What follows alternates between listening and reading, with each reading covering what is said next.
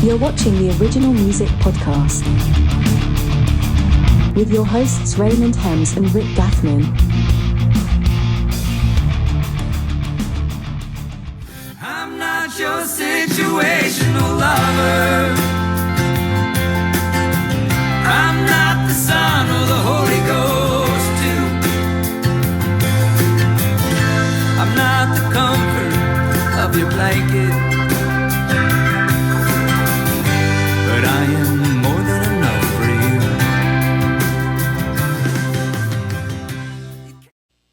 All right. Hey, here we are, episode 41. We've got Jeff Tripoli. He's a drummer out of Syracuse, New York, and he plays with a band called the Probables. And we're glad to have you on, Jeff. How are you doing tonight? I'm doing great, Ray. Thank you for having me. Awesome, man. So what's the temperature in New York right now? It is about 70 degrees, Oh, wow. and it's cloudy and rainy. Yeah. But yeah. we've had some really nice, surprisingly warm days this last few days. Yeah. You don't expect to have 70-degree weather up there in September. Oh, we're in October. It's October now. Yeah, October. Wow. I remember a few Halloweens when I was a kid where it was snowing out. So, Yeah. yeah.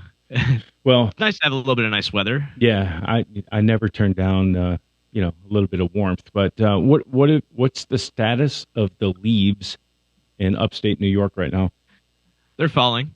There's some crinkly leaves on the ground, crunching. Do we have colors? We still have colors. Okay, so you already went through the color process. Yeah, we're in the middle of it right now. Oh. There's a lot of leaves falling, but they're right between green and yellow. So Yeah. they're right in that nice. But they're not quite at the spot where you want to start taking pictures yet. Oh, really? Okay. Yeah. Yeah, so here in Atlanta, I've got, I think, 24 leaves on the ground, and I was considering breaking my leaf blower out to take care of those 24 leaves, and I was like, what am I doing? It's going to be a mess in a month. I'm not going to do it now. Wait a couple of weeks. You'll have a lot more to do. Yeah, well, you'll actually see the difference. So let's talk about music. Let's talk about how you got started as a percussionist. What drew you towards that instrument as opposed to, guitar or bass or keyboards or anything else? Yeah, I started playing music when I was 10 years old. And actually, I started on guitar. Wow. A lot of my family members play guitar. There was always one at my grandparents' house. And so, it just was something I had to do that was really fun. We didn't have the internet back then, Right. And, but after a while, I was hanging out with my best friend, Greg Phillip. And we're hanging out in his backyard, and MTV's on, and it's there's Nirvana on a 1993 Live and Loud on MTV, and we just decided at that point we want to be in a band. So at that point, I was like, oh, I'll play guitar. I have one. And my friend Greg was like, nope, I'm playing guitar. Everybody's the guitar player. Everybody wants to be the guitar player. Yep. So I was like, well, I guess I'll play drums. And that decision stuck with me for now 30 years. Yeah. I've never stopped playing since that moment. And one day I was just literally holding Lincoln Logs for drumsticks, playing a cymbal we bought out of a department store catalog. Yep. And an electronic, toy drum set. And this was on a cabinet, and I had my foot on the cabinet. I was like, oh, I can do my foot and my hands at the same time. That's weird. Yeah. And eventually from there, I just was like, I guess I know how to play drums. This is cool. I have a really deep love of music. And Greg's brother, his older brother, had all the music we were getting into, like Green Day and Nirvana, Weezer, and there's a band called Ash that was pretty cool. All that stuff that the cool kids were listening to at the time was really good music to me. It was, what I was growing up with was 90s alternative rock, like Radiohead. Sure. And stuff like that, so I was pretty lucky to have that experience. Yeah. I think the key of what you just said was that you had the ability to multi-appendage operate an instrument. Yeah. And I think it's doing this. Yeah. That is I think what separates drummers from guitar players and anybody else, is that the ability to have your right foot and left foot doing different things, your hands doing different things. Yeah. And that's It's probably two different brains. Yeah, it really Two is. completely different instruments. I always encourage any musician to try drums out just to see what it's like. It's really fun. That was the other thing. Playing drums was a lot easier for me to learn than it was for guitar, simply because I could listen to, well, we had CDs at the time, but I could listen to albums and play along with the albums, blast them on my boombox at my parents' house, and learn how to play along just by listening to it, because you could tell what part of the instrument's being played. Like if you're listening to Led Zeppelin, you can tell he's hitting the hi-hat and the snare drum and the kick drum, or he's hitting different parts of the drum set just from listening. But you can't really do that to figure out chords as a 10-year-old kid on guitar. So it was a blessing to be able to pick up the drums just out of nowhere, just this random decision that I made that changed the rest of my life. Yeah. And how did that affect your parents? Oh, my mom has a good saying. She used to always know where I was. Oh, yeah. She knew I wasn't getting in trouble at that moment. Yeah. When she heard me jamming, and at this time I was playing drums, till I graduated high school, and left the parents' house and started my own life. With a PA system in the basement, on full blast with Tool while drumming along with it. And my mother got so used to it. By the time I was 18, she was on the phone talking to my aunt all the time, and she's talking while I'm doing this in the basement, but she's like upstairs in the bedroom, two floors away.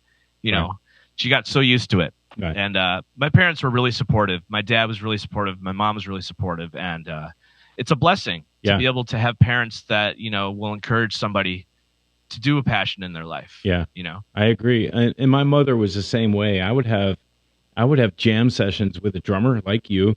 And me and another guitar player. We didn't even have a bass player, and we would literally be in the room right above her room, and she worked nights as a nurse, and we'd be up there thrashing at 3 p.m. It was like her sleep time. She never complained. She never complained one time. Probably for the same reason your mom. That's a very good point of always knowing where you are, and that you're not doing something. I mean, it is kind of stupid. I mean, there's worse things you could do. There's worse things that you could be doing for sure. I mean, I'm a parent too. I have 2 daughters, so it's. I know what she's talking about. It's good to know where they are, what they're doing, and they're not getting in trouble necessarily at that moment. Yeah, right. And so that was 10 years old. When did you get your first band together and do your first gig, and what did that look like? Well, I started playing with Greg when I was 10, and we both joined a band when we were 12, 7th grade. And we were doing a lot of Radiohead and REM and the band live, covers from Nirvana, and from there, we all kind of like jammed for about, I'd say, until graduation. We broke up right before graduation, but we did have our first gig, which was opening up for my friend Dan Wagner, who was my neighbor. And he had his own band, and they were playing up at the university, and they invited us to come and open up for them.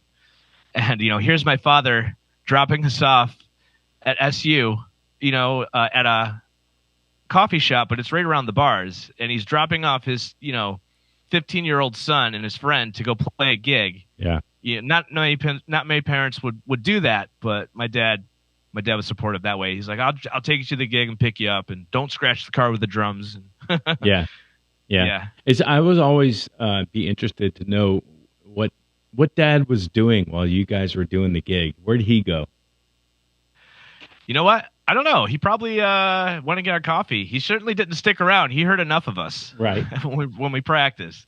My dad, he probably went and got a coffee, waited until it was over, or went home and waited until I called or something. I can't remember. It was a long time ago. Back then it was.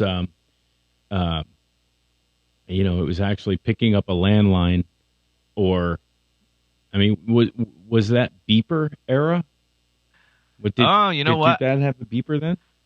I don't know if my dad ever had a beeper. I don't know. It might have been right around beeper era. Yeah, I think so. But it's definitely landline. Yeah. That's funny. Or it was just, designated time that he will be there, and if we're not there at that time, he comes to get us. We're in deep trouble. Yeah. So that's cool that you have to have the parental support, because as a kid you can't afford a guitar, You can't afford a drum set. You can't afford anything. Changing strings back in the day for me was like, oh man, I broke a string. Can I replace one? And Right. back then you actually could buy single strings, and I don't even know if you can anymore. But you need the parents' support to tell you you're not silly chasing this dream. Oh, believe me, they told me I'm silly chasing the dream, but they still supported it. Yeah, yeah. What did But they? now, so many years later, they now believe me that it's working. Sure, sure. What did they want you to do? Go to college. Oh, okay, so You know, you skipped college and you just kept playing music. Technically, I went to college. Right. But me too. yeah, it was spent a lot more time, waking up late, getting to class late, if I got to class at all. Yeah. Or, after college is done, going to work at the grocery store, they really wanted the best for me and, encouraged me to go out and go to college. Yeah. So unfortunately it didn't work, but then again, fortunately it didn't work. Exactly. Because now I'm doing this music thing and it's the most incredible thing to have, as a passion that you can go to. Yeah. And, do for the rest of your life. You'll never master it. No. And it's always going to be fun as long as you have a good time with it. Yeah. Yeah, it is. I always looked at the guitar as like the ultimate Rubik's Cube that you'll never solve, but you have a lot of fun trying to, and then That's cool. Yeah. And like these days I'll go online and I'll see an 8-year-old doing something on an instrument. I'm like, what am I even doing here? It's really amazing at some of the talent that you see across the world, mastered an instrument at a young age. Truly, it's incredible, especially for drums with kids. It's Yeah. really accessible for them. Yeah. It's pretty much a toy. Yeah. And see some of these drummers that are 8 years old shredding a drum set. Yeah. It's really cool. Yeah. It's really encouraging to see that this is not going away at all anytime soon. Yes. Yeah. Yeah. But once you get through the youth of it, I found for me, I had to learn how to become a drummer that doesn't necessarily play for themselves, but plays for the song. Yes, sir. Everybody that I know that's a drummer had to go through certain phases. Like you had the Keith Moon phase, you had the John Bonham phase, you had the Neil Peart phase. Yeah. And I went through all of them. Yeah. And eventually at the end, I was like, well, what does Jeff Tripoli sound like? Right. And I had to really start listening to how I sound in the context of the music I'm playing. Right. And so you go through this growth spurt, Yeah, you have to have years behind you to recognize, oh, Keith Moon doesn't work here. I need to Charlie Watts here. John Bonham doesn't work on this song. I need to Ringo Starr here.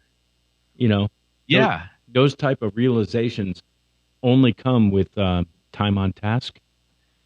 Sure. They say it takes 10,000 hours or something like that to master at some level of your instrument. Yep. And and what you're saying about, okay, I should Charlie Watts here. I should maybe do some John Bonham here. Maybe I should do a little Neil Peart here, but it's a little bit too much in other places, you know. And what's great about drummers, we're all stealing from each other. Yeah. And we all know it, and we all do it to each other. It's a sign of endearment. Yeah.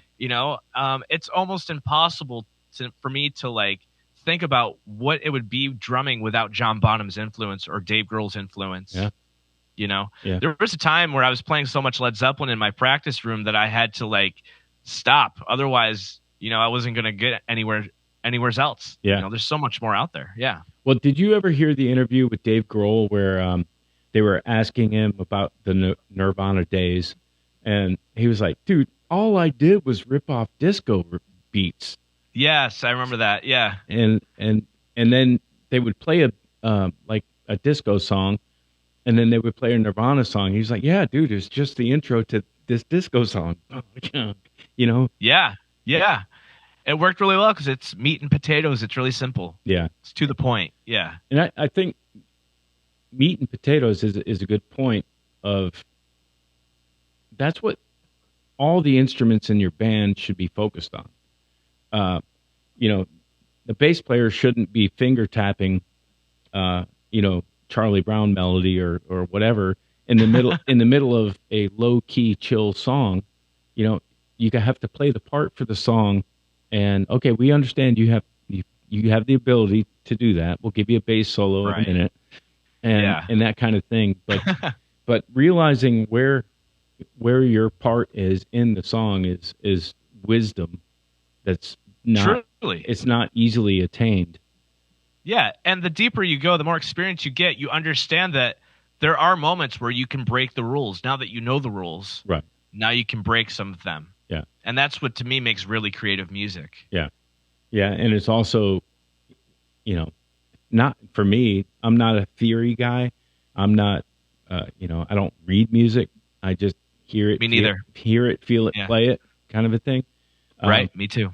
And there's a lot of times when I'm playing with my keyboard player in Soul Sister, he's totally trained, has all the theory and all that kind of stuff, can notate the whole chart for the thing. I was like, chart? What's a chart, wow, dude? And I'll play him something, and I'm like, dude, what do you think about this? And he's listening to it, and he's figuring out what I'm doing, and he's like, that shouldn't work. I'm like, what do you mean it shouldn't work? Like, in theory says that shouldn't work. I said, does it sound good? He's like, yeah, it does sound good. Right. And I was like, okay. And that's what's most important. All right, then it works. Yeah. That's cool. I mean, does Frank Zappa really work in theory? Right. No. Right. He made his own theory. Yeah. Yeah. Yeah. Well, how about like Steve Vai as a kid notating all of Zappa's catalog to get the gig? He's charting it all out and doing all that kind of stuff.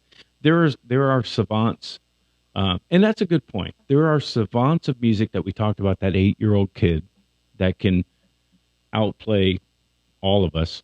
And then there are people that play music because they have to, and it's equally as good in a different way.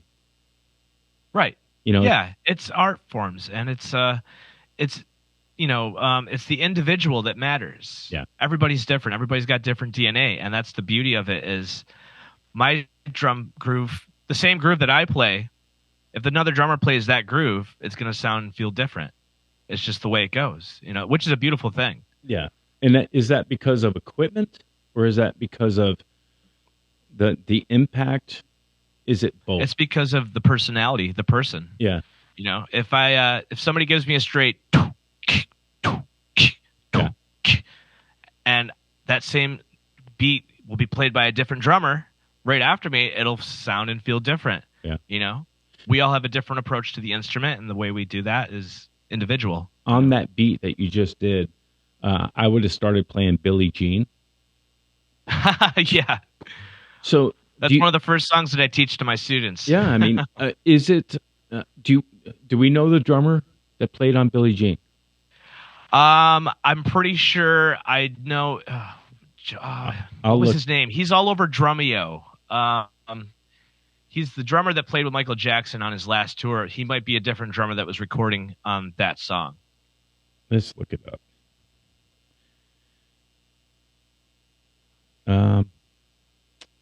I got 3 names: Jonathan Moffat. That's the guy I was thinking about. Leon Chancellor and Bruce Swedian. Okay, I know Jonathan. I don't know the other two. And isn't that amazing? Oh, okay. This one says, I'm gonna ruin this. Well, it says Leon Chancellor up there, but this says Naju Chancellor. So I'm assuming that might have been, his African name or something. But Naju Chancellor played Billie Jean on the record, apparently. But like to your point of, that's a simple beat, right? Yeah, it's pretty simple. Yeah, I would say that's probably the most. You guys practice rudiments and stuff like that. That's probably one of the out of the can basic beat, and it's iconic. Yeah, it's definitely iconic. The song itself is what made it iconic, but the groove itself is ancient. Yeah, that's an ancient groove. It's just there's there's so many different ways to approach a song. If you played Billie Jean and you recorded it with a different drummer other than Chancellor, you would have had a completely different feel on that groove. Right. And it may not have If you worked. recorded a completely different groove on that song, it would have been a completely different song. Right. You know? Yeah. One of my favorite things to do is a practice for my mentor. And he takes one song and he'll play 6 different grooves on it and leave the choice of what the band or the producer wants up to them. Here's 6 different flavors. Choose the one that you like. Right. It's a lot of fun. Yeah. What an approach. Now let's talk about recording, because if you're recording, you typically have a producer that is, I would describe a producer as the herder of cats. A band goes in, has this fantastic song idea. We're going to do this. And then the producer's like, that's a great intro, or that's a great hook for the chorus. Your bridge, we should use that in a different song. That was great, but for another song, let's trash that and let's come up with something. Right. He's the mediator, the lawyer, so to speak. If your band will buy in to, we don't know everything, and an outside voice can help us here. Sure. You will always come out with something that is magical, that wasn't intended, and is like, whoa, just listen. If you have a good producer, I mean, if you got a bad one, don't listen to them. But but you should. And the wisdom the thing is, you have to know the difference between what's a good producer and what's a bad producer. Yeah. And I think my experiences with producers have always been, they stay out of the way and they let the band do what they do. But if they hear something that's not working and the band's not picking up on it, they'll kind of like, referee. Yeah. Or as you say, be a lawyer kind of thing, right? Referee is a good word too. One of my favorite things to do is sort of produce myself in my own practicing. Yeah. It's another thing I've gotten from my mentor, to record myself playing. Go back and listen first. Don't watch, but listen first. Then watch it and be honest with your critique. Be like, no, I'm speeding up the beginning of this part of the song. That fill sucked. Oh, that fill was really good. Oh, I love that groove, but don't do the crash in that part. And then go back and just do it again with those, self-editing type of thing. It's really cool. And it's nice because not only am I making myself a better musician or drummer, and I'm also learning how to produce music myself. Sure. So you're learning 2 hats at once. Yeah. So, okay, you brought a couple things into that. As you're writing or putting parts down, you're filming? Yes. In fact, the whole time I'm doing this, and these are assignments for my mentor. Who I is just use an your iPhone. mentor? Is who? Butch Norton from Lucinda Williams. Okay. Yeah, he's in New York as well? No, he's in L.A. Oh, okay. He's in L.A. Gotcha. Yeah. He used to be in a band called the Eels back in the 90s. They had a song, Novocaine for the Soul. Right. He's done a lot of recording with people like Tracy Chapman and Rufus Wainwright and a host of other people. Yeah, he's one of those guys that he's great because he's a different kind of drummer. And what I mean by that is there's a lot of people that look at drums like you look at the Neil Pearts, you look at the Dennis Chambers, you look at the guys that'll kill a mosquito with a bazooka, right? Yeah. And then you look at other guys like Jim Keltner or Glenn Cochee. Most people might not recognize those names, but if you're a drummer, you would recognize the name Jim Keltner from John Lennon's music, and many, many other recordings. And Glenn Cochee from Wilco, the drummer from Wilco. Okay. And what I like the most about these two, along with Butch, is that they don't play chops all the time. In fact, they're almost chopless. Yeah, it's all about groove and feel.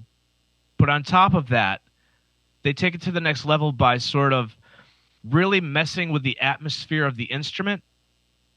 Things like using different types of brushes. And what I mean by different types of brushes, you could be using like the whisk for a kitchen. Like when you're going to beat some eggs, using a whisk. Yeah. Or playing on a kitchen sink or inventing your own instruments, inventing things where you attach springs to a drum and pull on the strings and make this groaning sound. Right. Using the world as your instrument rather than just the drum set. The entire world is now my instrument. All these sounds we can create as drummers. Now that's something you would do in the studio, though, right? I mean, live, depending on the situation. Yeah. How would you definitely in the studio? Yeah. That's where, and that's what people probably don't really understand is that in the studio, there's no rules. You want to hit that lamp right there. If it's got a tone or a different sound, let's hit it, and mic it. That's right. Yeah. Yeah, absolutely. But live, it's more fun too. Yeah, right. You just like to hit things, man. That's right. That's funny. I find that, and again, I'm a guitar player, but as a guitar player, my guy over here is the most important thing, keeping it all together. I listen to everything that they're doing, and I saw a drummer that had the pocket, like super tight pocket, but when it came to doing a fill, every fill was amazing, and it was like exclamation point. You knew when the fill was done, and it was perfectly timed, and it was just aggressively ended, and it hit me different than a lot of drummers that I had seen before. And I saw this drummer playing with Jeff Beck, and it was a lady called Annika Niles. I've heard that name. And I saw him on his last tour, and she's a German drummer that he picked up, as he always did, find this young talent that was amazing. But if you ever get a chance, check her out and focus on fills, because what she did, odd timing stuff, all odd time, like where's the one, bam, there's the one, like right, really amazing on counting. Which brings me to odd times, signatures, playing with a click. What are your preferences when you're playing live? How do you approach? You mean as far as using a click live? Yeah, using a click live or not, and using in the studio or not? Yeah, I think in the studios it's imperative. But that's just me. I record everything that I do with a click for studio stuff, and then we actually play live with a click, and because we're all, if you watch the Giza stuff, it's all synced to video, and the video changes. Right. It's imperative for me to have everything locked into a grid, and I've heard the arguments, well, you lose the human feel and all that stuff. Yeah, but you also gain the ability to be tighter than Kermit, if you know what I mean. I know the phrase. Yeah. I myself, I am quite opposite from you. Yeah. Although I don't disregard anything. When I started recording, I used the click religiously. Yeah. I had bad time. But as I progressed, I used the click less and less because I want to retain that human element. Sure. And I want to retain the feel of it. And to me, you can still, groove with a click. It's a little bit more difficult to feel. But when you have to start going in and quantizing drums and moving beats around, that's where I draw the line. I'd rather it be one whole piece rather than editing stuff, because I truly believe that you're not really capturing the true performance. Yeah. So for me, I just rather go into a studio rehearsed. Yep. I will record demos. If somebody wants me on their record, I'll record demos first, and we'll pass those back and forth just to kind of get on the same page with things. Yeah. And then, by the time I'm practiced on the demo, most of the time, by the time I get into the studio, I don't really need a click. What I'll do is I'll play 4 clicks right before we go into it so I can get a feel of the tempo. Yep. Because if I've had 12 coffees that day, right, or if I just woke up, 120 BPM is going to feel different. Yeah. But with a click, 120 BPM is 120. Yeah. It doesn't tell a lie. So I don't necessarily play through the song with that, but I'll use that to set up the tempo. Yeah. And then click it in, and then we go for it. Yeah. And a lot of the bands around Syracuse, the scene that I'm involved with, has a lot of jammers, deadheads, and fish heads. Yeah. So they're all about the freedom. Yeah. And last time I went to the studio with my buddy Charlie Orlando, we didn't use a click at all. Wow. Actually, I take that back. We did use the click, but at one point he told me you should put it away because you're going to lose certain elements that I'm trying to capture. And for a song or two, I think we did put it away, and there was moments where it was like a moment of clarity for me. See, I'm always learning. Yeah. I'm never one of those guys that's like, no, it's my way or the highway. So I'm always learning, and I'm always flexible, and I think that's what gets me the most work is I'm easy to work with. Yeah. Whether you want me to come in with a click, completely prepared, or if you want me to come in without a click, completely unprepared on purpose to capture a special moment that is never going to happen again. Right. I could do both. Yeah. I never disregard it. It's never one thing or the other. It's both for me. That's an important point, to not be so rigid in your ideals as a musician, to make adjustments and to feel the vibe, man. Right. There's definitely I grew up as a blues guitar player, and I didn't even know what a click was until like 2012. That's kind of my point. Yeah. Playing the blues with a click is kind of it doesn't make so much sense as it would playing a click with EDM. Yeah. Right. But, what I'm finding though is that in the rock, in the rock music that we play, is that, and it's always interesting to me. The drummer says, I'll do a session or doing our thing, and I'll say, okay, that's 98 BPM, and the drummer's like, okay, great, I need that double time, like click click click click click click click click click.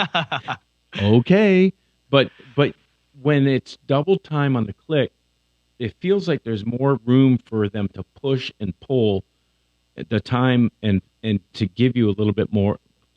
My drummer, he makes it feel like natural. I can turn the clicks off, and just play off of him, and it's perfect. Yeah. I'm like, damn, you're good, man. That's a great drummer. Yeah.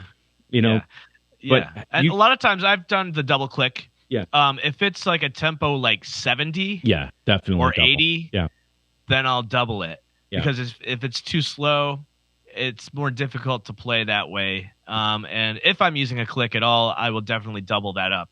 But if the tempo's like 120, I'll keep it on a quarter note. Yeah. Boom, boom, boom. Yeah. Yeah. But I think metronomes, and I can't believe I'm actually even saying this. Metronomes were made for a reason. True. And they had them in the neoclassical era. Click, They did. click, click, click. Yeah, the click. old style. Yeah. The The clock. guy. And what a great invention. I'm going to look that up. Who invented the metronome? That's a good question. Yeah, I have no idea. But a very frustrated music listener. yeah, I bet it was someone like Mozart. Or Michelangelo was the man back then, wasn't he? Maybe it was Archimedes. I don't know. I know, right? What if it goes he was the mathematician. What if it goes back that far? It could. You never know. But as a young musician that you're teaching, do you have your students train with the metronome? Yeah, we do some exercises with the metronome. We do a lot of the rudiments and that sort of hand technique stuff with a metronome. Yeah. And, we'll do some drumless tracks. Like there'll be a song without the drums and there'll be a click in there. Right. So they can record themselves and put themselves into there. And, but, a lot of the time, I don't necessarily focus on the metronome. There's moments where we'll go through that folder. We'll take that one lesson plan part and we'll focus on the metronome for a little bit. But, that's only if they really need it. If it's a drummer that's more advanced, that knows their rudiments, right, has good time, we'll focus on different things. But, I think the metronome is a great way to start because you might as well start building good habits rather than creating bad ones and having to change them later on, like I had to. Yeah. Well, like you were saying earlier about you were saying earlier about learning off of CDs. I learned off of Yeah. cassettes and LPs, All right. and the musicians that are coming up now have anything they want at their fingertips with YouTube. Isn't that great? Yeah, it really is, and that's why you have 8-year-olds that are shredding and doing amazing things. But at the same time, there was something organic about having to, lift the needle, put it back, start truly, from the yeah. top. Yep. And a lot Slow it down by putting your finger on the record and then listening. Yeah. Or putting something on it to slow it down. That was our slow down mode. But so the metronome was patented in 1815, but from Johann Milzel. But it was actually designed by Dietrich Nicholas Winkel in Amsterdam, and it doesn't really. Does it say why it was invented? Was it purely for music, or were there other reasons for it? I would assume that it was purely for music, but they were tuning at different. They were tuning. Was it 434 or like we tune at 440 these days?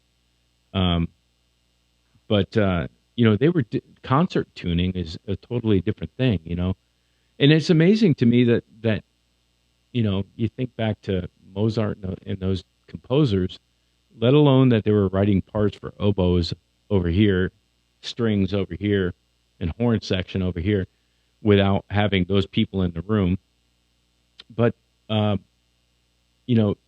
those guys were doing it with just a piece of paper, music staff, and writing the parts out with, it's really a form of math. It really is. There's a science to it. Yeah.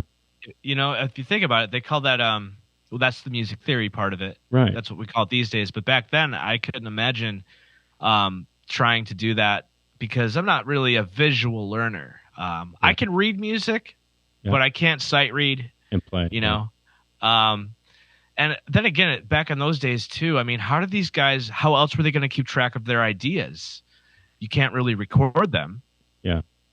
That was their only form of recording back then, I would imagine. And if you got an idea and you don't write it down, it's gone. Yeah. Right. Very good point. Yeah. Yeah.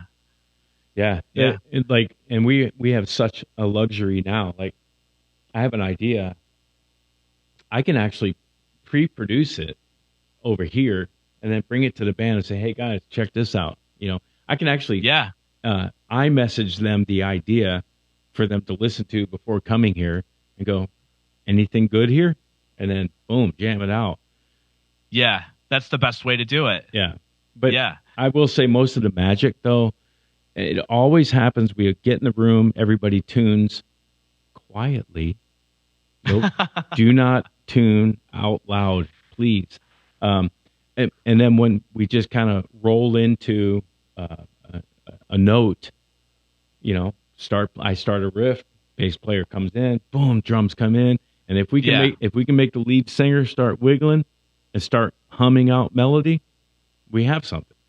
Yeah, and I take back what I said. What you just described there, that's the best moment. That's the best way to do it. Yeah, it really is.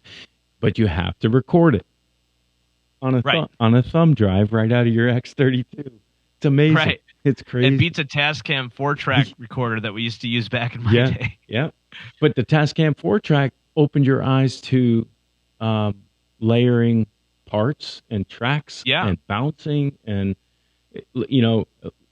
Les Paul had the right idea in the 50s. He ran multi-tracks off of bouncing and all kinds of crazy. He invented it. Yeah. Now look where we are. Yeah. I equate it to the moon missions back in the day, not having the horsepower of our phones that we have in our hands now. Right. And that's incredible. We just take it for granted. Truly.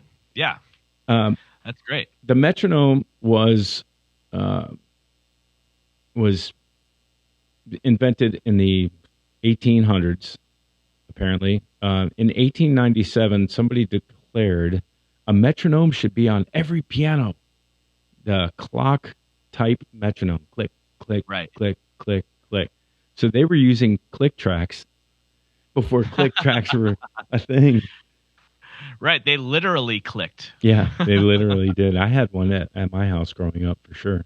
And I wish I knew where it was because that was a... Yeah, I love that old antique stuff. I Yeah. love vintage stuff. Yeah. I got some really cool vintage Ludwigs at home I used to bring out a lot on the road, but I won't bring them out anymore. I just record with them. Yeah. What do Yeah. you have when you say vintage? How vintage?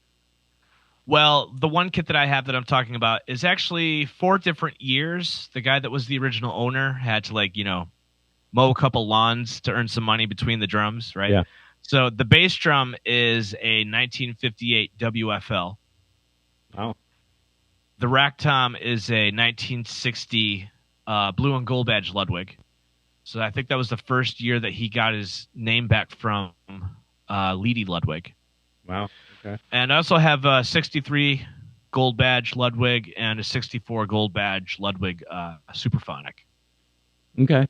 So that's, it's interesting what people call vintage. And the 60s stuff is definitely, it is vintage. Now we're in 2023.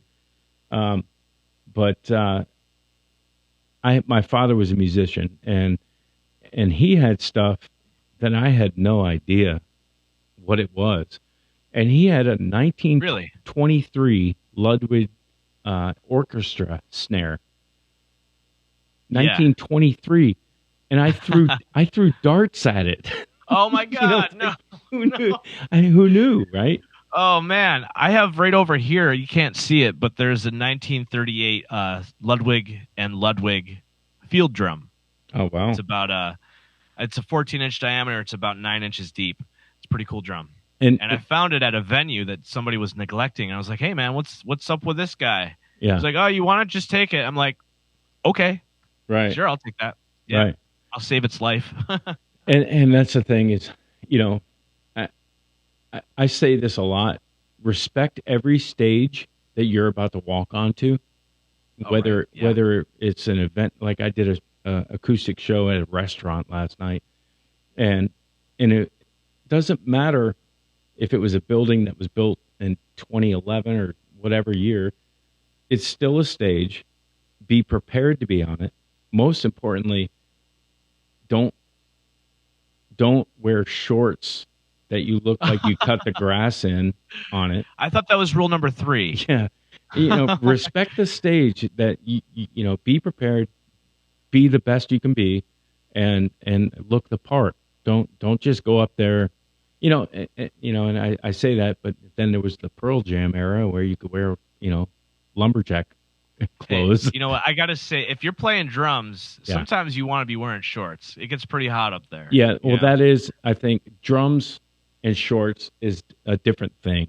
I've had drummers that don't play with shoes on, and I'm like, what do you? Yeah. I look over, I'm like, what do you? Well, It's the feel, man. Yeah. It's the feel. Does it feel different? Oh, totally. Okay. Yeah. I used to do it when I'd wake up at my parents' house, roll out of bed, go down the basement, jam drums, and man, are those pedals cold when you first put your feet on them. Yeah, in New York they are. Yeah, that's true. Definitely. Well, let's talk about the Probables.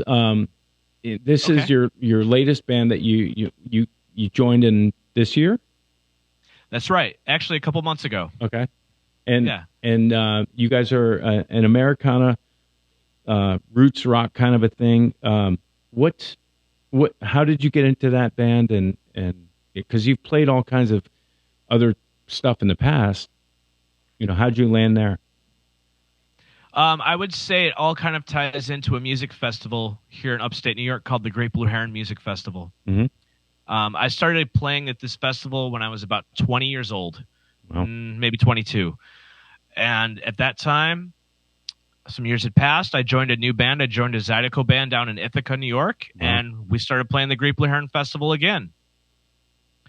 And at that time, we were sharing the stages with bands like Down at the Buffalo and Rusted Root, Right. 10,000 Maniacs, the Horseflies. Also among them were bands that I eventually joined, like the Town Pants and the Probables, who at the time the Probables were called Big Leg Emma. Okay, so they've been around. Yeah, they've been around. So at the time, we're all rubbing shoulders, getting to know each other at these festivals, and they're like, "Hey, I need a drummer for this date. Can you come in and do it?" I'll be like, "Yeah, sure, I'll come in." So the Probables, I've known those guys for almost probably 15 years now. Wow. But now that I'm a free agent, my old band, the Town Pants, just retired last year. So between that time, I'm looking for a new band, and they rang me up. They knew that I was looking for something to do, and they knew how I played. They knew me as a person. I knew that I could hang out with them and get along with them. That was really important. Well, let's stop on that note real quick. That's what I call. I'm a hockey coach. That's what I call a locker room guy. Yeah. You've got to be a great locker room guy. Okay, we can deal with. I get a little bit tense on show setups and things working and stuff like that because I have to make sure everything works. But in the locker room, it's like, yeah, man, if that part sounds better, that's a great part. Let's go with that. It's good hanging people. And you said something earlier about, not being so stuck in my way is the right way. You got to be loose and fun to hang around and go have a meal with. Yeah, we got to be friends before we can jam. Yeah. And it comes out in the music. The PA speakers will promote, will amplify that. And it also comes out in the music if you're not getting along with them. Yes, it does. It does. They might not think they can see it, but they can hear it. Yeah. This band's about to break up. It might be on stage. Or they need to break up. Yeah. Yeah. Yeah. So you landed in the Probables, and what types of shows are you doing now up there? We're doing a lot of different types of shows. We've got some music festivals. We're doing some shows where we're playing at local venues. Mm-hmm. Just kind of like retracing our steps now that they've got a new rhythm section in the Probables. We're kind of like doing some really some kind of just stuff to get off the stepping stone. Sure. Just ease into it a little bit. But we did actually just do a show with Langhorne Slim. We were able to support him, and that was an incredible experience. That was a couple weeks ago. Okay. And we're also doing shows where we're going to be doing some touring. Nice. We'll be out in Ohio. We'll be getting down to my idea would be for this band eventually in a couple years to go down to Nashville. Right. And really do this as a living. Like, I'm a touring musician. Right. I record a lot, but my living is made with touring. Yeah. And so that's what I want to do with this band is definitely. And we've got a lot of great stuff coming in from our manager, John Street. He's an amazing manager. So this is the first band I've been in that has a manager. Yeah. So it's really nice, Yeah. But joining the Probables was a beautiful thing because there's about 9 months between there where I was, scattered, fragmented. I didn't have a direction, and getting into the Probables was definitely a blessing. Yeah. It's I'm the kind of guy that I'm in Hope's Anchor, my other band, that for 15, 16 years, 17 years. Hope's Anchor, Giza, we just started when the pandemic started. We were talking off air about that. I like what you were just saying. Family, you get in it and if it's working for you, stick with it. Don't band hop from one position, one band to another band to another band. Because that will also be amplified through the speakers. You know what I mean? There's some truth to that. I have a lot of drummer friends that do that, the band hopping. Yeah. And I used to do it all the time too. And as a drummer, you kind of have to. Yeah. You can't really write songs, so you're not hiring bands. You're the guy that's being hired, the hired gun, right? Yeah. But after a while, it's kind of like being okay, not great, but good at a lot of things rather than being really excellent and awesome at one thing. Yeah. To me, that's what it feels like. And I love the band camaraderie. Yeah. I love being with guys that I can create with and grow and, create some really cool things. And if we're having a great time, that's what it's all about. Yeah. Having fun, Of course, the business is nice. Yeah. Making some money, making a living doing it. Yeah. And, that's really what it's about. So with the Probables, we got some plans. Like, we're going to be touring. We're going to be recording another record. Yeah, good. So, yeah, wheels are turning. Yeah, that's really good. What's better than the after sound check? You're in the green room and just yucking it up, telling jokes and right, and just talking trash to each other and that kind of thing. That's the type of thing that I need, in my band. Yeah, it's just the camaraderie and the joking and there might be some rib poking and stuff like that, as long as it doesn't go too far. Sarcasm. it can go pretty far. Yeah, sarcasm and too many jabs. At one point, you're going to get a drumstick to the back of the head, during a show or whatever else. But have you seen that crazy video on the internet where the lead singer that goes over and starts yelling at the drummer about dragging time, and then they get in a fight? I know what you're talking about. Yes, I think I know what you're talking about. The drummer actually gets up and or somebody throws a cymbal. Well, they fight. It's a full-on brawl. Yeah, that's crazy. You should probably leave that band if that's at that point, all right?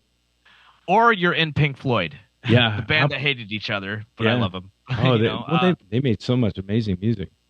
They did, but that's kind of my point is you can get to the point where you're in an extremely successful project. Yeah. And you're forced to be in this marriage when you should be divorcing. Yeah. And I don't like to focus on the negative things, but you got to be realistic about what it's like to be in a band for 20 years. Yeah. To be in a band for 50 years like the Rolling Stones. Yeah. I don't think Keith and Mick got along that whole 50 years. No. There were definitely moments where they didn't get along, but all in all, I'm sure they're really close. That's what family is. Right. And you love your brother, you love your sister. Yeah. But after a while, you're just like, I really wish they would stop chewing with their mouth open, man. Yeah. That's really annoying. Yeah. Or, you're doing things. And also on the other side, you have moments where you might really need to talk to somebody. Right. And you might have only your band members there. So you really are a family. Yeah. You have somebody to talk to, somebody to fight with, somebody to laugh with, somebody to do all these things. And it's an incredible experience. That's what I love the most about playing music is just like you're saying, the camaraderie. Yeah. Family. I think family is the word that describes a successful longevity type project. I love it when, we're playing and like I said, we tune up and we just start being creative. I know where the fill is going to land. If it's a short fill or a long fill, because we've been playing so long together, I feel it, the bass player feels it, the singer feels it, and it just, it becomes easy because it's one brain. It's one consciousness. Yeah. The Grateful Dead had the same kind of thing. Like, they called it more like a tapestry where you're sort of all weaving together and you become this one fabric. Yeah. Yeah, it's really cool. That's kind of the whole reason, boys and girls, why we do it. So let's play a track. Gonna play Crazy. I think it was Crazy Little World. Yeah. So let's play this track and we'll be back on the other side. All right.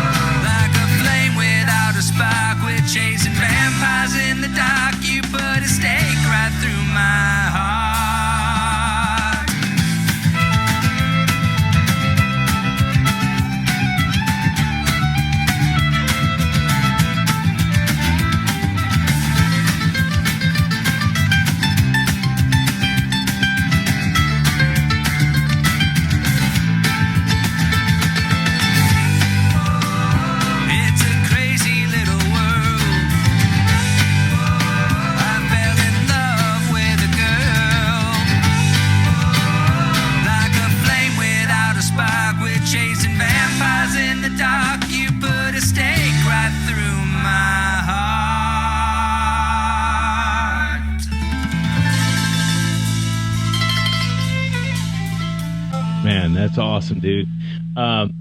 So I'm Thanks, here. Ray. I really like that. It is definitely it's Americana rock. I grew up in the hills of North Carolina, and bluegrass was a big thing. up Yeah. there. This isn't bluegrass, but it has the elements of. I got goosebumps. I literally have goosebumps because it's the organic feel of bluegrass, but it's song structures of kind of a rock thing. So I hear mandolin, I hear violin, I hear acoustic guitar, I hear bass. I'm not sure. It sounded like it probably was an electric bass. Could have been an upright. And then I hear the drums. And is that your lineup? Yeah, the band is led by Steve Johnson, who's the lead singer, guitar player. He writes the songs. Yeah, great hook. And yeah, he's a great songwriter. Yeah. I'm really lucky to be working with him. And the mandolin player, who also writes a few songs, his name is Adam McKillop. Yep. And we have our multi-instrumentalist, Matt Gronquist. He does electric guitar, keyboards, fiddle. Okay. And our bass player, who's also new with the band, his name is Jason Wilbur out of Erie, PA. Okay. And and then I'm playing drums, and that's it. Now, the other thing I noticed on that, other than a great hook, killer tune, was the stereo separation in the recording. Because I'm listening in ears, which we haven't talked about yet. Man, I'm hearing my mandolin strong left. I'm hearing the violin call and response on the hard right. I'm hearing the acoustic guitar kind of pan. It seems like middle. Everything else sits in the middle and as a good foundation. Right. Whoever produced the track was deliberate in placing these instruments and parts, and it seemed like the vocals were in the middle too. But the stereo separation it's an important part in production. For an idiot like me to notice it. Yeah, it makes all the difference. You're really opening up the landscape of where the music is. You know? Yeah. Well, to be honest, nowadays we've got what do they call it? Axios. Is it Axios? Dolby Atmos. Where you can mix now in surround sound, but obviously you would have to have a surround sound system to hear those things. But right, and I think that's what Pink Floyd was trying to do back in the day with in the Who. Say that. Yeah, with quadraphonic. But the album Quadrophenia. Yeah. But I mean, Dark Side of the Moon. Really, what we only have to work with is right and left, and a lot of guys really do a great job at using right and left in that way to where it really separates. Oh, I hear the mandolin going, mandolin solo. Right. Boom, here comes the violin. And I believe there's also a third dimension, which is front and back, which could be used with loud in the front, quiet in the back. Sure. Right? Yeah. Yeah. How many mixes have you heard where things were too in the front or things were too in the back? Nothing's worse than a guitar solo that you could barely hear. Or a guitar solo that's so loud, Right. Yeah. Yeah. You got to have a good mixer. I don't do any mixing at all. Yeah. I got my buddy Jeff Molesky, who works here in Syracuse at Moletrack Studio. Yeah. He's worked with bands like Smashing Pumpkins. He did some of the work on Smashing Pumpkins' Siamese Dream, Melancholy, Infinite Sadness, as well as the Aeroplane Flies High box set. And he's my guy. So I really only go so far in the production world. Yeah. I did a lot of this learning by making my own records. Much like yourself, the pandemic really sparked a way for me to make my own drum records. Right. So that was a real learning experience for me. It's kind of like going to college to learn how to use a digital audio workspace. Yeah. And, you can get really lost in the weeds with that stuff. You can get too far into it. And so I'm really just a basic, I'll track myself, no problem. But I'm not going to get into EQs. I know EQs. Yeah. I have done some EQing before, but I don't have the experience that some of these guys have with a full studio. Jeff has he's got a full Neve board. He's got 3 tape machines, 2-inch tape machines. He's got a really beautiful space. Are you guys recording to tape? No. Okay. No. I was going to say. But there's certain times where I would like to. Sure. And I think coming up we will. Yeah. In fact, I prefer it. Yeah. But these days it's just pretty simple to, go in Pro Tools and do the thing. As long as I said we're not chopping the drums, we're not quantizing anything, you're still capturing the moment. And that's a good point to bring up is, I think Pro Tools and digital workstations, audio workstations, got a bad rap when they were, but you have to think of it. It was a new thing that came out. Of course they're going to overuse it. I don't fault them for that. And it just is what it is. But, when it came out, it was like, bam, everything's on the click. Everything's sterilized. Bam, bam, bam. Right. You can turn the grid off of a Pro Tools rig and just record to it as if it was tape. If you want to do the whole session in one swipe, let's go. Right. Yeah. That's kind of what I'm doing right now. You don't have to do it that way. Right. And then you can look a little bit deeper into the history of recording. If you got bands like Pink Floyd that are doing these incredible productions with mic stands and tape loops going around the room. Yeah. It's incredible stuff. So it's really just using the tools that are available to you, and knowing how to not overcook the food, as they would say. Yeah, I think that's a great analogy, actually. You talk about the tape loop. So let's just go there. The loop on the beginning of Money, with dropping the coins and the this and the that, it basically was using it like an Echoplex type of machine and extending it. And like you said, running it around a mic stand to the other side of the room to make it the length, how do you figure out the proper length of that loop using magnetic tape going around a mic stand? It's a lot of time spent learning that stuff. Yeah. I couldn't imagine trying to make that record. I mean, back in those days, just to use 2 different takes into one song meant you had to cut the tape and put it back together. Right. And if you screw it up, you've lost it. Yeah. Yeah. Bohemian Rhapsody is another one. That they did massive surgery on to make it work. And then, they almost ruined the tape. Yeah. It like almost burnt through it. Right. Yeah. It's but there's some of that stuff though that like, what if the Money loop that they did it in like, what if they did it in the first try? What if it was perfect right out the gate and they just started playing to it and it was like, money, Right. I believe the way that Roger Waters made that loop was he made it at home. Yep. He recorded the samples. Yeah. And then brought that into the studio, and then they pieced it together on that tape around the mic stand across the room. Yeah. And and I think I watched the documentary on the making of Dark Side of the Moon, and they used like little pieces of tape that were, like this long, and they would glue them together. But this was a specific length because that specific length was like the exact BPM, like 1 BPM or one of the quarter note lengths of the BPM or something. Yeah. Really, it's so incredible. It blows my mind. If they had the grid, they would have used it for that reason, just to make sure, that it was perfect. And then the song is, it's not in 4/4. It's in 5/4 or 7, Yeah. But you also have bands like Radiohead that are taking the technology we have these days and still applying that outside the box thinking of it. Yeah. If there is a box for them, I'd say that, throw the box away. There is no box when it comes to that stuff, if that's the kind of thing you're going for. Right. And which brings me to, like my Giza project is obviously it's a concept project. There's no lead singer. The video montage is the lead singer. It's like, how do you book this? How do you get gigs? Is the music scene in Syracuse, is it as it is here? Is it inundated with Tom Petty tribute bands and Billy Joel and every name an artist. What's the scene like up there?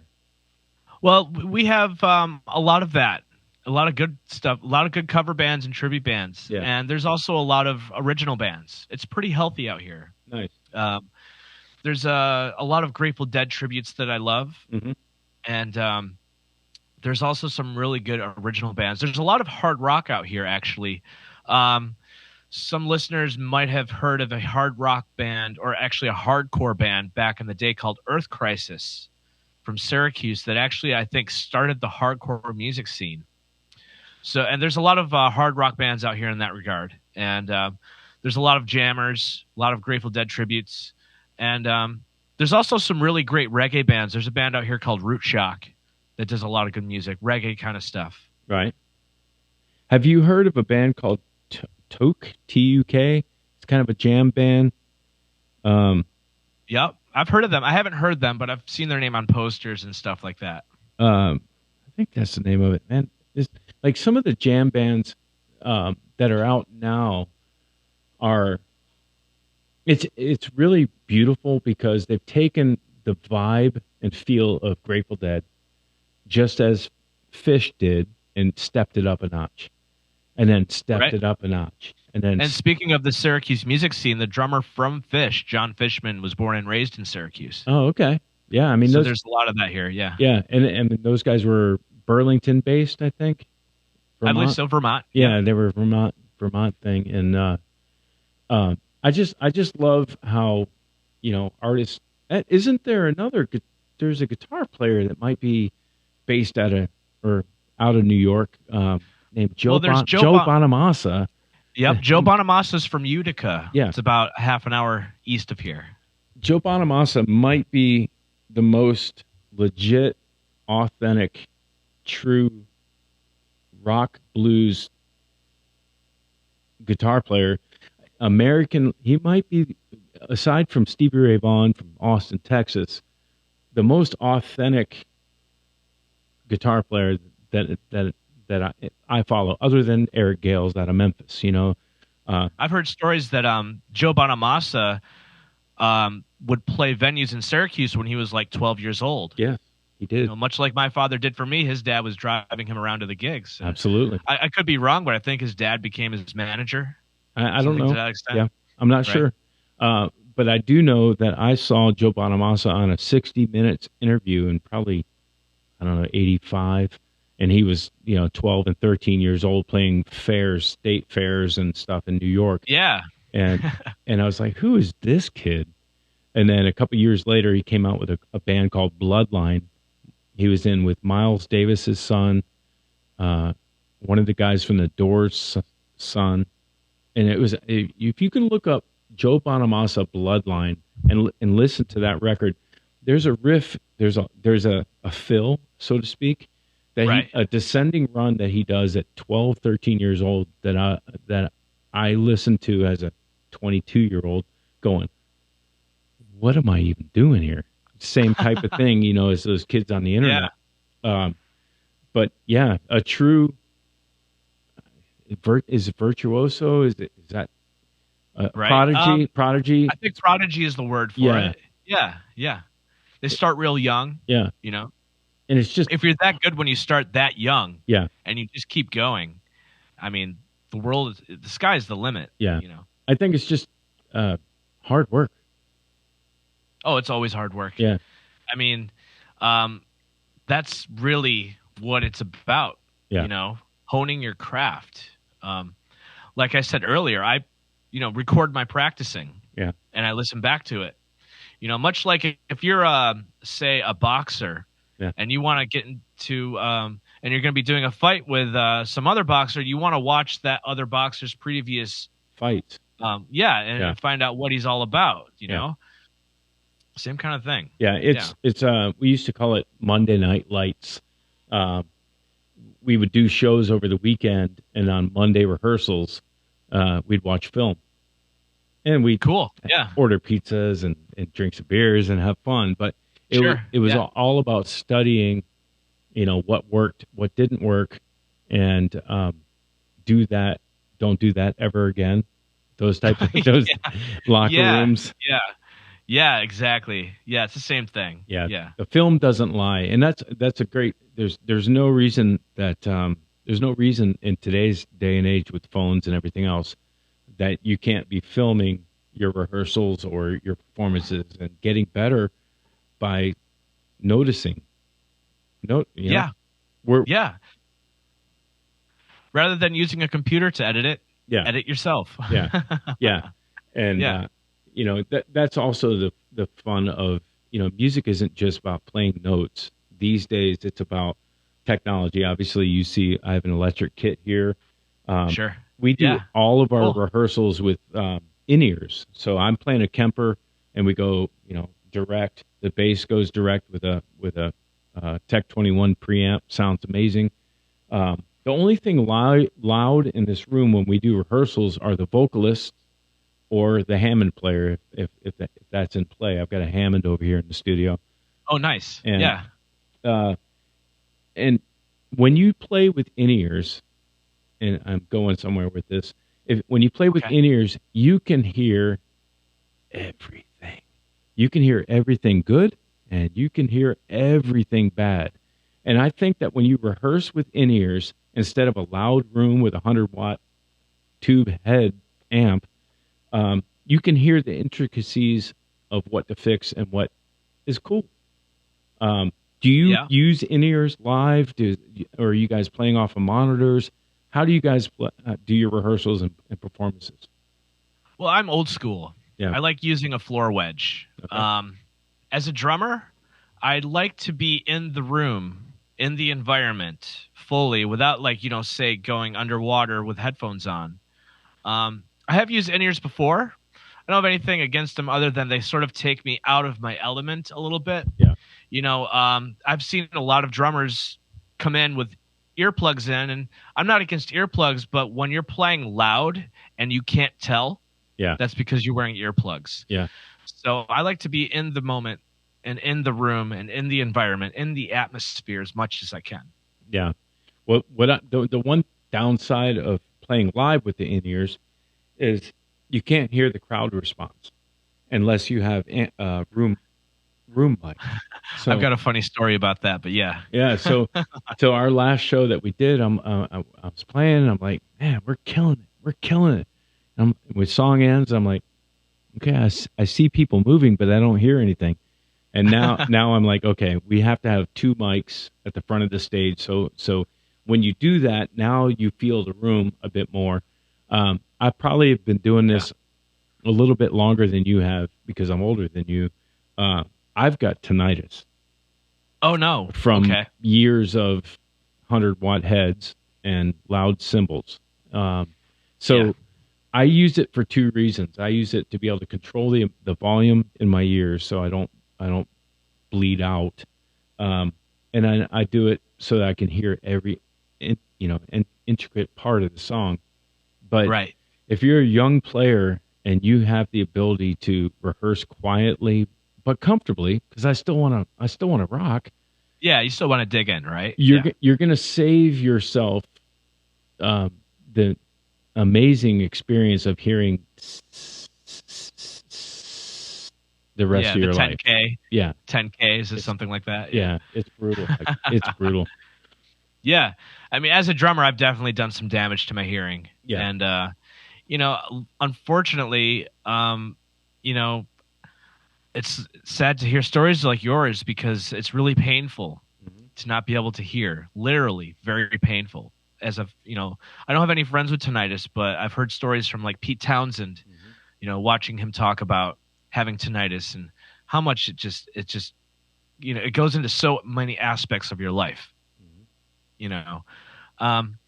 But then again, I'm stubborn. I grew up on Nirvana. Yeah. I like it loud, sometimes the louder the better. Yeah. But also, understanding that sometimes the quieter the better. Yeah. So it's really difficult for me as a drummer for me to teach myself and learn how to play quietly Yeah. and play loudly and play for the room. Yeah. And it's a really important thing. Yeah. I mean, if you're playing, like I was saying, I played a restaurant event room last night. We were doing an acoustic set, which is not my favorite, but I like my gadgets and my toys, but playing for the room is an important thing. If you're playing a show in a small room, there's nothing quicker to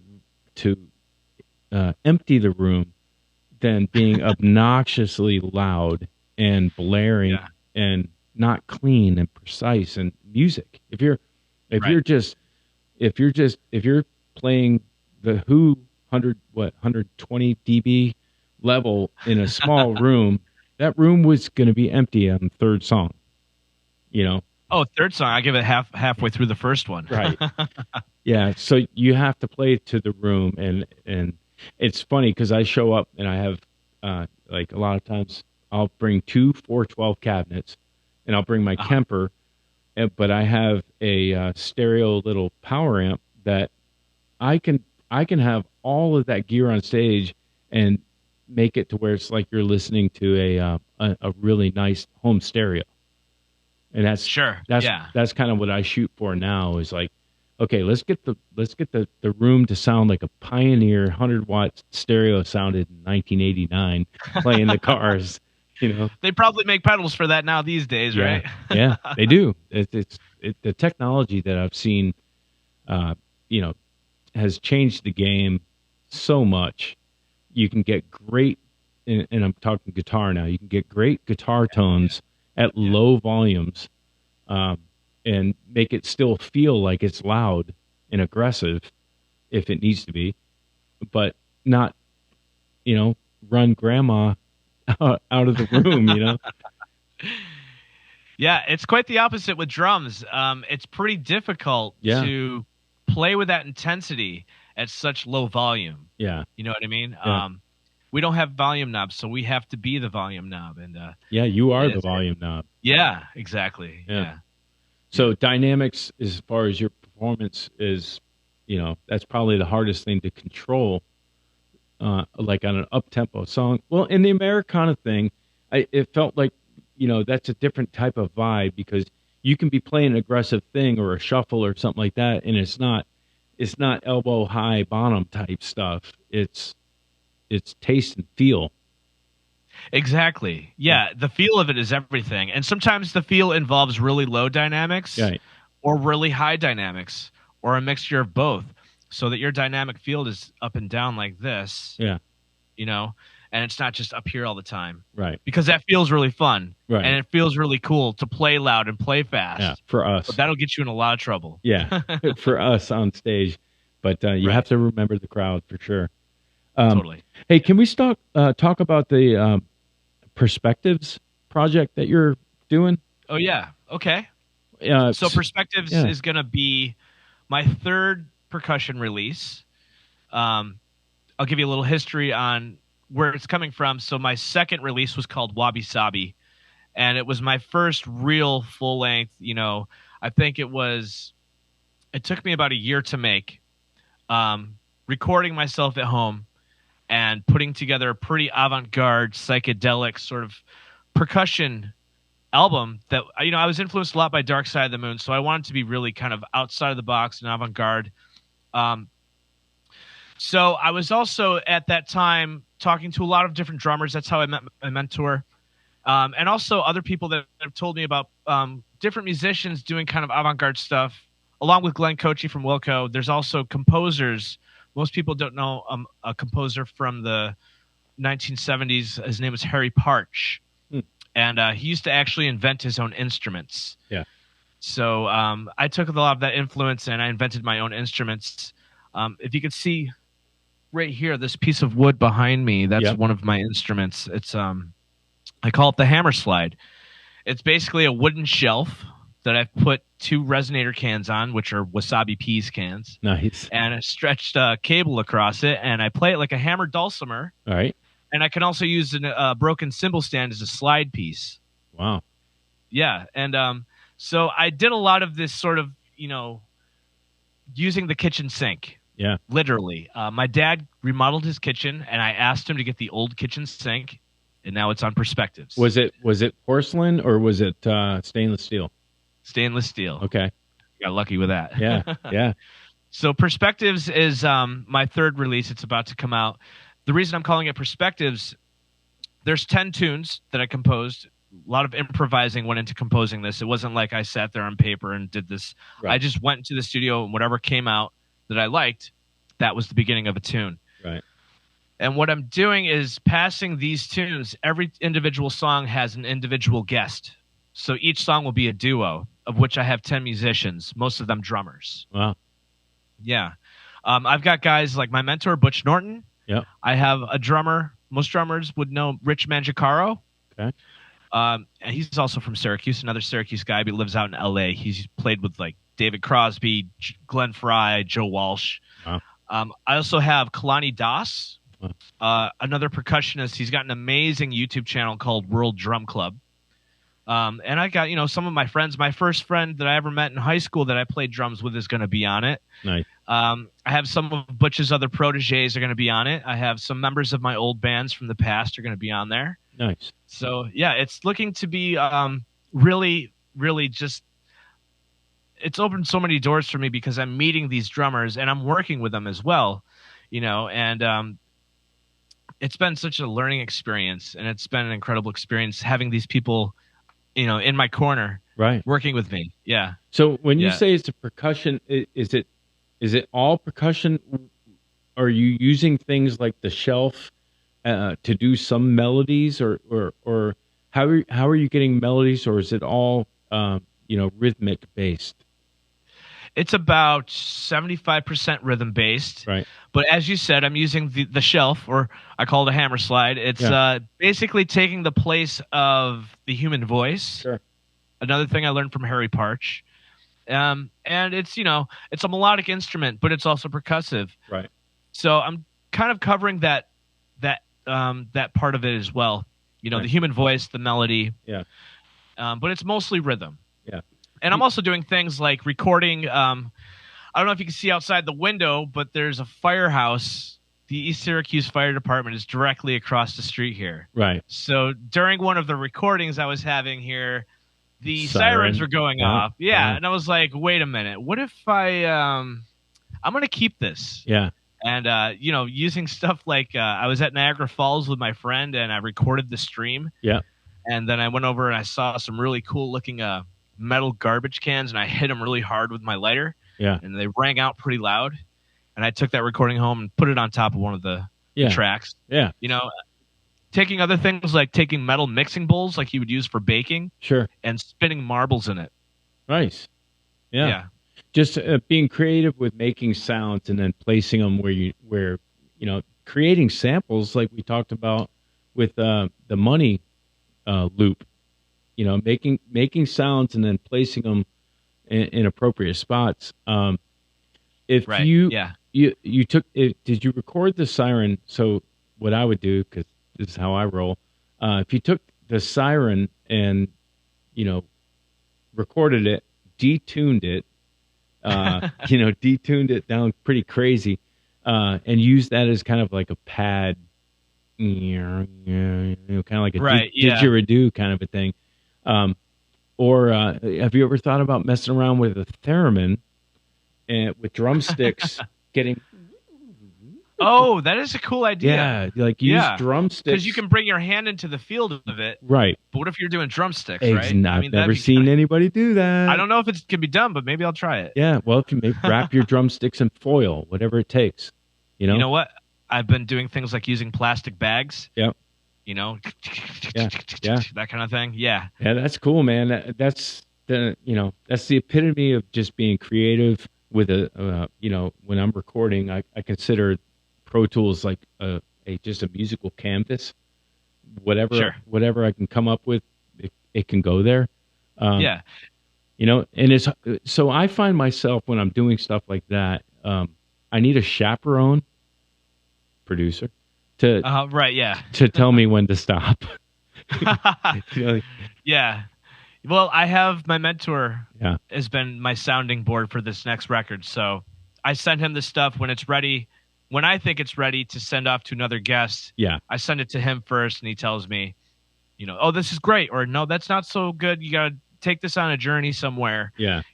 But you got the right idea. Or he'll be like, that was awesome. What was that? Do more of that. And he's encouraging me. And, but I'm not. I'm sorry. Go ahead. So is Wabi Sabi? Is that already out? Is that something that's the project that you did first? Is that one on Spotify or somewhere where we can hear it? It is on Spotify, Apple Music. It's also on my website and Bandcamp. Okay, so Jeff Tripoli, Wabi Sabi is that one. Perspectives you're working on now, and that'll be coming out. Yes, sometime soon. Yes, that's awesome, man. Don't put a time. We're going through this right now. I mean, we've got the song done, and it's been produced, recorded, it's been mastered, and everybody's like, "What? When's the release date? When's the release date?" And I'm like, "Relax. It's not going anywhere. It's sitting there. It's ready to go. We'll do it live a couple times, but when it's ready to go is when in our case, let's do a video. Let's get the video done, and let's release it as a final work, not just here's our song, here we go." Which brings me to another question that we struggle with here. So I'm going to ask you if you struggle. Okay, yeah. When you have a song you've written, you've recorded it, mastered it, all that kind of stuff I just talked about. What are the routes that you go through to other than just music distribution sites? It's on Apple iTunes. It's on at Spotify. Is there anything that you do differently on to release a song to maybe get more traction or it seems like there's people that release pretty simple things and they get all the traction in the world, and you release something that you feel is like really good and it's hard to get any traction with it. What are your deal with the socials? Well, it's still pretty new to me. With Wabi Sabi, I had to learn a little bit about marketing. Yeah. I had to watch a lot of YouTube videos that drove me crazy on how to release your music to 50,000 fans in under 5 minutes. Yeah. Just as long as you like and subscribe to my channel first. You'll find out all the secrets. Buy my book. Yeah, buy my book. So I am a little jaded in that respect. I definitely appreciate the craft of trying to make it interesting and setting yourself up before releasing. Right. Every tune on Perspectives, not only did I record video, I recorded audio and video together. Right. So that there will be a video for each tune. Yeah. So my plan for the marketing, to answer your question, is to include a video for every song, which will essentially be sort of releasing a single kind of thing. Right. This is avant-garde percussion music. There's not really a huge market for it. Right. So I'm kind of creating my own path here. And I think what I'm going to do is release each song as its own single with the video, and then set that up so a new video comes out maybe once every 3 weeks. Right. So the actual release of the album will be extended for 30 weeks. Right. 10 tunes, 3 weeks apart. Right. So I'm kind of setting myself up that way. Yeah. But as far as getting likes and getting all the people that I want in the world to love it, I'm not really concerned about that. My whole reason for releasing this stuff is because I'm an artist and I have this urge inside of me to do something original. Right. Yeah. So just regarding my own music, my own percussion music, I'm not really so, focused on how many people are going to like it. Yeah. All I care about is that I love it. Right. And if I love it, somebody else will like it. You're happy with the end result, and here it is. Blah, right. And it's not going anywhere. Once it's out, it's not going to, it's not a limited time only thing. Right. It's evergreen, as they say. Yeah. Yeah. But I have done things in the past too. With another record I released, I actually printed CDs. Yeah. I still believe in CDs because they're great to give out to people at shows. Yeah. Or sell them, of course. Obviously, if you can do that. Yeah. When I was with the Town Pants, we were signing autographs on our CDs. Yeah. People didn't have a CD player, but they still love supporting the band. Yeah. And so what I did for one of my first releases to help get some attention was I did the first run of CDs was 50 copies only, and that's the last time you were going to get that specific artwork and the package and those particular songs. After those 50 were pressed, that was never done again. So I put a sticker on there saying this is one of 50 ever printed in the first release. Right. So first having edition, some sort of Yeah, first edition, limited edition. Yeah. So creating some like sort of atmospheric, like, thing about the product itself, giving people a reason like this is special, Yeah. Yeah. Yeah. So to the back to what you were saying about a video for each of the songs. I think that's important now in the TikTok era. You have to have videos. That's why I did the whole Giza thing. It's all video. I don't even do CDs because it's a video based product. It would make sense on just audio, but you'd lose half the idea. But then taking each one of those 10 songs and doing reels or shorts. Sure. Yeah. And taking those clips. I think then you end up with not 30 weeks, but 300 weeks, because you can take segments and make interesting little reels and stuff. But I mean, and we've talked about this on the podcast ad nauseum. I didn't do this art craft to become a influencer or a content creator. Yeah, content creator. That wasn't why I learned to play guitar, but I guess here we are. Right. So you have to morph. Yeah, these days it's really important to be able to be a producer. Yeah. To learn how to make videos. Right. And to, work with the platform that you're given. And our platform right now is the internet. Right. So I think with YouTube, it's a great platform to have. Yeah. So if you're releasing videos for your music, people are going to find out about your album that way. Right. Yeah. And I'm always pointing people to my website and making sure that all my stuff is up there and easy to access from the website. But it's also on, the streaming platforms like Spotify and Apple, which is a whole other topic I could talk about with how artists are getting ripped off. Yeah. Well, that's another thing we talk ad nauseum about is, the streaming payback is so ridiculous that it is actually a loss of money to put songs up on Spotify using a distribution company such as, I don't know, TuneCore, and paying $50 a year in order to have that album up and get 0.03 of a cent on a stream. I think it's 0.00026% of a penny per play. Yeah, and it brings us back to, okay, well, the only way to make money is to do shows and sell merch, right? And in your case, you were talking about physical CDs. What we're doing are actually, in one of the projects that's not video based, is doing thumb drives to put in your car, because everything's got a USB thing now. And I've been in bands that have done that too. Yeah. And doing things like that in order to have merch. But then, it comes back to the thing that we were talking earlier about, okay, well, we're an original band and we're playing around town and we can draw, 150 people to the show and we sell some shirts and that kind of thing. But we can only get a Wednesday night or a Tuesday night or possibly a Thursday night, because Friday and Saturdays are going to be, the Queen tribute band or, name one. We can't get a prime night spot because we're not a tribute band, and so there's just a crazy battle everywhere you turn.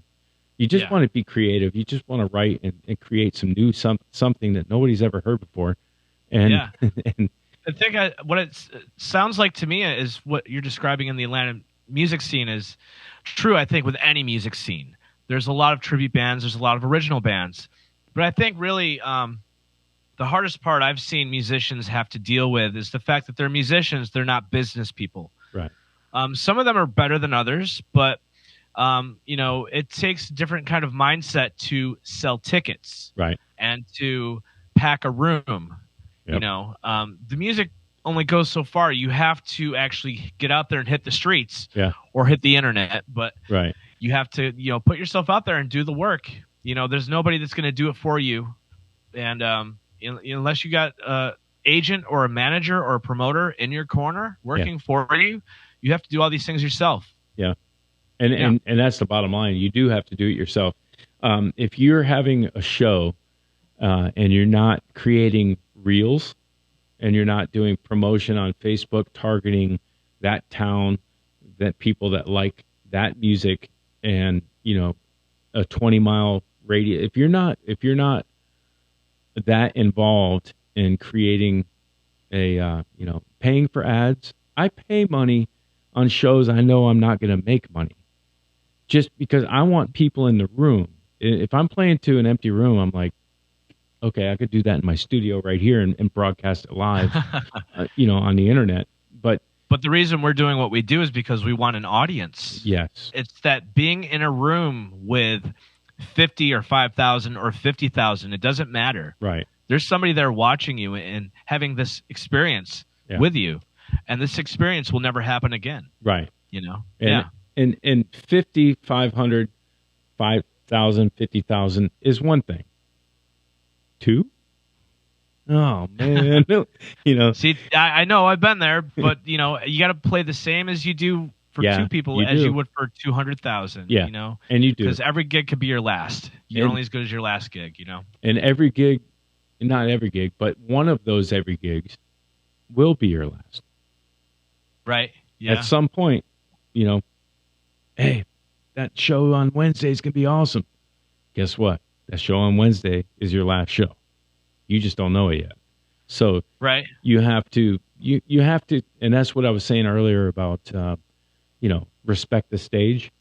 It's not just, for, the crowd and the venue and your craft and your own, your own morals as an entertainer. It's about, guess what? This could be the last one. You could be in a car crash tomorrow and this is all over. It could be any of those types of things. So you do have to treat it with respect and honor that you have been given the talent to be able to go on a stage to entertain, whether to 5 or 500. Treat it that way. And how about take it beyond the stage? Take it to your own personal life. Yeah. Treat the people in your life with respect. Yeah. And with love and with care. Yeah. And because it might be the last day you see them too. Yeah. Yeah. And it's crazy that's, I mean, I'm like I said, older than you are, but at 40, I think you said you were 40. Having that that you realize that realization, is that's a powerful thing. I wish I had that at 26, Yep. At 26, I was just worried about where the nearest head shop was. Exactly. Right. But, you grow and you grow as musicians, you grow as entertainers, you grow as people. And hopefully you can do that with the right people in your circle it's all about who you work with. Right. We all kind of have the same job. We're musicians. We're playing music. Yeah. But it's about who you work with. If you don't enjoy the people you work with, you're not going to be fulfilled. Yeah, for sure. Yeah. So in closing, and Jeff, I really appreciate you coming on and being totally open. Thank you for having me, Ray. Absolutely. So in closing, worst gig or disaster on stage, what's your best story of, oh my God, I can't believe this is happening right now? Okay. There's a lot, but one that comes to mind is one of my first gigs. I mentioned the Great Blue Heron Festival and how I had, played my way for the last 20 years through 4 different bands. So an interesting story is the first time I played the Great Blue Heron Festival, I guess what the story was the band before us was taking too much time to get off the stage, so it cut into our set time. Yep. And my lead singer at the time was, in the middle of strumming the chord to the first chord to the last song he wanted to play, arguing off the mic, hey, come on, we just want to play one more song. It's just one more song. No, just one more song. And the stage manager comes over, slams his foot down on the power strip. No, you're done. Get off my stage. Wow. The next band coming up is the band that I'm in now. Oh, that's awesome. Yeah. Yeah. There's something to be said from the cartoons back in the day where they would have the hook and they would, Yeah. they would pull.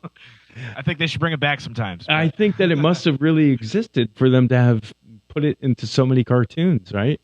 Yeah, they had like old variety shows back then, or talent shows, and if somebody didn't do a great job, they would give them the hook. Right, Yeah. you know? Hey, man, there was something. I mean, way before your time, I believe, but there was a show called The Gong Show. Oh yeah. That the act goes up, and if it's terrible, well, I guess it's essentially America's Got Talent now with the exits and the buzzer. Yeah. If you get buzzed 4 times, you're out of here. That kind of thing. Yeah, except American Idol and America's Got Talent, those shows are not at all, representative of anything that I've experienced in my life as a musician. Well, they're not organic. They're definitely scripted. Who's got the best sob story? Who's got some talent? Obviously, I mean, some stuff I've never seen before happens on those. But yeah, I mean, it's very scripted and. Yeah. I always think about what if Bob Dylan was on American Idol? Yeah. Well, would he get the 3 X's, or would they be like, "Oh, you're a great, fantastic poet that's going to change our lives"? Yeah. You want it? I'm going to get some hate mail on this one. You ready? I often say, if Jimi Hendrix came out today, he would be looked upon as sloppy and not original. Not original. I know. Wow. I mean, today, if he came out today, he would not be able to. The Polyphias of the world, animals. You wouldn't have any music of today without Jimi Hendrix. I agree with that. Yeah. But if Hendrix came out today, and in today's talent pool, it'd be like, okay, Stevie Ray Vaughan was about cleaner than that. This guy. Stevie Ray Vaughan played the way that he did because of Jimi Hendrix. I know. I know. Catch-22 there. I know. But I totally get what you're saying. It's just like Bob Dylan. Yeah. Yeah, there's too much saturation in music today with the internet. Everybody's got something they want you to see. Yeah. What makes you different? What separates you from the rest? Yeah. And, that's really what it's about. So when I see a lot of, let's just say there's a lot of drummers that I might see on Instagram that are all chops, blowing up that drum set left and right and flipping their sticks and doing all this stuff. Really cool stuff. I can't do it, but I love it and respect it. But then again, you can't do that in the studio. Right. You can't do that with a band. You can't make a crowd dance with that. Yeah. And so there's a lot of aspects that you need to take into consideration. As I said before, I never choose one or the other. I do both. Yeah. And so I really think it's about throwing away the box. Yeah. Being yourself, playing the music that you love with people that you love. Yeah. And let the world decide. Speaking of Instagram drummers, my drummer Rick, that's not here tonight, he would be, is it remiss? Is that the word? He would be mad at me if I didn't bring up the guy from Serbia that has a coffee cup in one hand and plays this amazing stuff with his feet in his right hand. Yeah. Now make people dance with that. Yeah, I know. But I mean, it's like you watch that kind of thing and you're like, man, it's so much rehearsal time. It's so much practice time to be able to do something like that. And for a 30-second reel. And Yeah. I'd rather, dedicate my whole life to playing all kinds of music. And look at drummers like Terry Bozzio. Yeah. There's nobody that can play like Terry Bozzio because, first of all, he's Terry Bozzio. There's only one of them. Yeah. But second of all, he's one of those guys that takes it to the next level and doesn't do that. No offense to the guy playing with one hand drinking coffee, but it's a little gimmicky, right? Yeah. I'd rather impress people with my art craft rather than putting on, a juggling act, so to say. So I think there's something to be said about, am I going to see that guy playing with one hand drinking coffee in 10 years from now, making his own records on tour with a great band? Right. I don't know. Yeah. There remains to be seen, but I'm definitely not going to hire him if I were somebody that were to hire a drummer based on the fact that he can do 64th notes with one hand while drinking coffee. Yeah. And I don't want that on my record. Yeah. Not your Americana record for sure. Definitely not. So maybe my next percussion record. Yeah. Now that's a good point. Yeah. Polyrhythms and 64th notes. Terry Bozzio, you brought it up, so I gotta go there. I had no idea who he was in 1989, 88, 89. And I went to a Jeff Beck concert for an album called Guitar Shop. And I just was a Jeff Beck guy. I was like, oh, Jeff Beck, let's go see him. And, Rightfully so, man. Yeah. And this drummer came out and played this kit. I had never seen a drum kit have so many drums, cymbals, and stuff, accessories, whatever you guys call them. But Terry Bozzio came out on the Guitar Shop record and just blew my mind. And then I started kind of researching a little bit about him. He would actually like tune his drums to, pitch, to be, Yes. Chromatically. Not only his drums, also his cymbals. Right. His cymbals are tuned. Yeah. Yeah. So is he at some point do you get so good that you're like, okay, I want to be able to match melody with the music going on and be able to tune your drums to. Yeah. I think it's more about like, my own experience making my own percussion records, it wasn't like, oh, I have a kitchen sink, I have to put this on the record somewhere. It was like, no, I actually had the idea in my head that there was a sound that I wanted in a particular composition. So I went and found that sound. And, there's other times where I am trying to break up the monotony and keep things interesting. So I'm like, maybe I'll put a cymbal on top of the snare and play it like that. Right. I'm just trying to be as creative as possible. Yeah. And I think wherever your brain has an idea, you will find a way to make it happen. Where there's a will, there's a way. Well, because there's no rules. Right. Right. Yeah. And that's kind of the whole purpose of the Original Music Podcast is make something something that's never been heard and send it to us. Just like Jeff did. You reached out to us and said, hey, what are you guys doing? It's like, oh, we're doing a podcast about original music. Love to be on. Let's go. Definitely, man. Well, I love what you guys are doing. We're really cool. We're just trying to, to keep promoting the new Bob Dylans. And I've met so many really amazing, like there was this girl that we saw at an acoustic singer-songwriter type thing. And there was like 5 or 6 of performers on bar stools on a stage, and they would do a song, then they would do a song, and this girl started. Oh yeah, this girl started playing, and I just looked at my buddy. I'm like, oh my god, that's different. You put 6 different artists on a stage, and they all go through, but there's just one that you can't wait for it to get back to. It's like, okay, that's there's something special there, and that's the type of thing that I want to find and promote, and hey, you guys got to check this next thing out. So, well, thank you for doing what you guys are doing, Ray. Absolutely, really love it. Yeah, and so Perspectives, I want you to email me when it's coming out because I want to listen to that, and again, thank you for coming on and just having a chat. Yeah, well, thanks for having me. Yeah, I really appreciate it. Well, tell the guys in the Probables that if you get to the Atlanta area, let me know. Nashville's 5 hours away. Asheville would be a good spot for you. Asheville, North Carolina, North Carolina would be a good spot for you guys. And if you get to there, I've got family up there, so let me know that too, and I'll come up there. I believe that there's a festival I've played before called the Shikori Hills Grassroots Festival. Yep, and Black Mountain Festival. They're about their music up there. Oh yeah, and it can be bluegrass. It could be Marcus King, it could be Billy Strings, it could be the Probables.